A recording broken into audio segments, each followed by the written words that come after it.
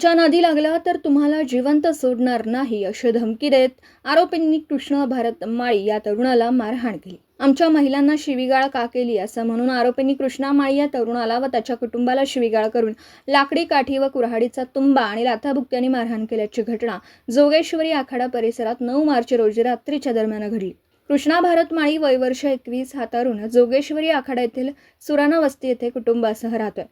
त्याच्या शेजारी करण आव्हाड या त्याचं कुटुंबासह राहण्यास आहे. 9 मार्च रोजी रात्री 11:30 वाजेच्या सुमारास कृष्णा व त्याच्या घरातील इतर लोक जेवण करून घरात झोपी गेले होते. त्यानंतर घराच्या बाहेर रोडवर कुणीतरी मोठमोठ्याने शिवीगाळ केल्याचा आवाज आल्याने कृष्णा माळी व त्याचं कुटुंब घराबाहेर आलं. त्या आरोपींना म्हणाले की तुम्ही आम्हाला विनाकारण शिवीगाळ करू नका.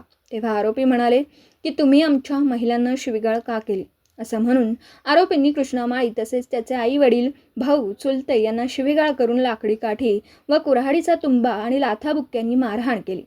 आमच्या नादी लागला तर तुम्हाला जिवंत सोडणार नाही अशी धमकी दिली. घटनेनंतर कृष्णा भारत माळी या तरुणाने राहुरी पोलीस ठाण्यात फिर्याद दाखल केली आहे. त्या फिर्यादीवरून आरोपी करण विश्वनाथ आव्हाड, शुभम लालू त्रिभुवन, रोहित त्रिभुवन, रोहन लालू त्रिभुवन सर्व राहणार जोगेश्वरी आखाडा सुराणा वस्ती तालुका राहुरी या 4 जणांवर गुन्हा शिवीगाळ मारहाण व धमकी दिल्याचा गुन्हा दाखल करण्यात आला. दीपक साळवेसह योगेश पवार, न्यूज 14 राहुरी.